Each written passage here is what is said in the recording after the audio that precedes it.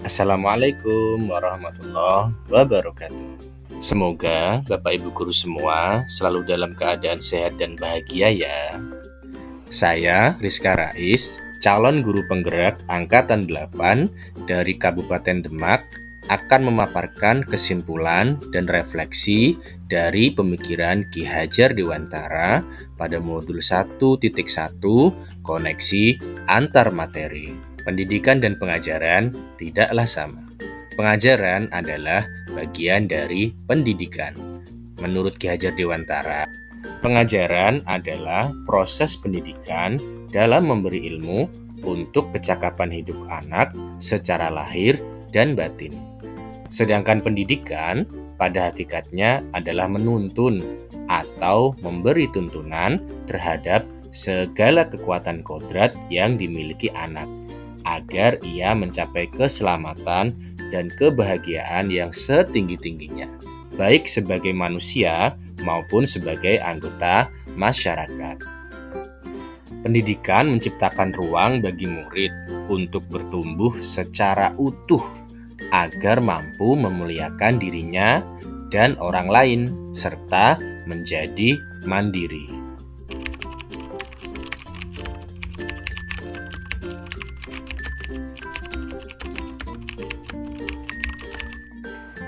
Sebelum saya mempelajari modul 1.1 tentang pemikiran Ki Hajar Dewantara, pembelajaran yang saya lakukan hanya sebatas transfer materi pelajaran saja.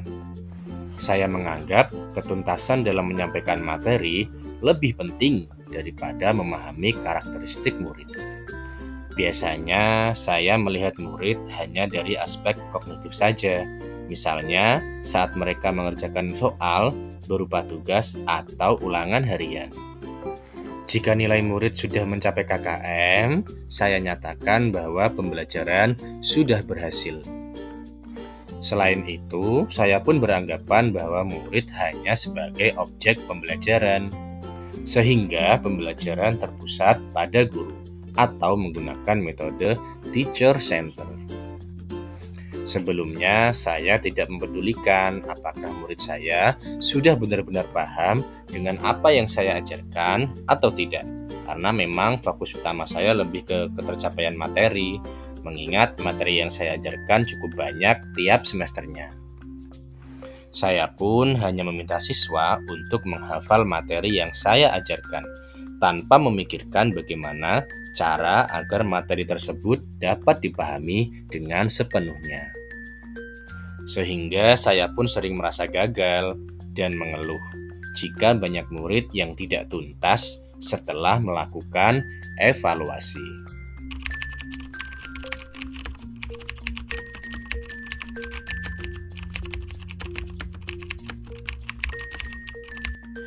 Namun, setelah saya mempelajari tentang pemikiran Ki Hajar Dewantara, saya menyadari bahwa apa yang saya pikirkan dan apa yang saya lakukan selama ini ternyata tidak tepat. Seharusnya saya melakukan proses pembelajaran secara menyeluruh, bukan hanya aspek kognitif saja, namun juga memperhatikan aspek-aspek yang lain seperti afektif, psikomotor, spiritual, sosial, dan budaya.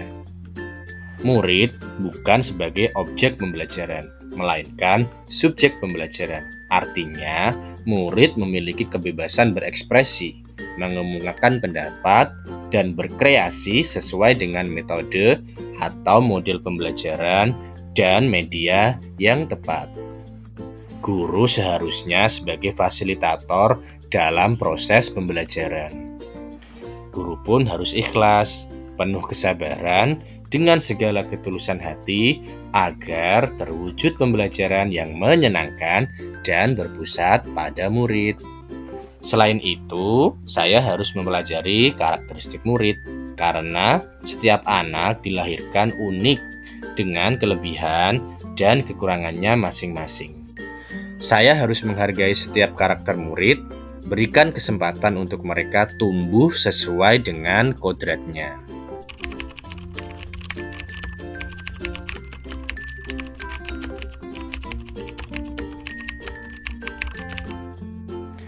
Yang dapat segera saya terapkan dalam pembelajaran di kelas antara lain merancang pembelajaran yang interaktif dan menyenangkan dengan melibatkan murid sesuai dengan metode student center.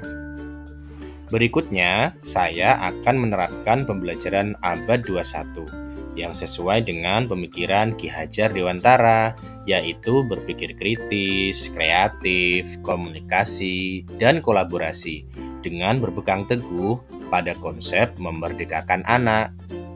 Pembelajaran tidak lagi menuntut, tetapi menuntun, karena tugas guru adalah memberi tuntunan atau arahan yang baik kepada murid, berusaha menjadi teladan yang baik bagi murid, baik dalam perkataan maupun perbuatan. Selanjutnya, saya harus mengenali karakter dan latar belakang murid dengan menjalin komunikasi yang baik.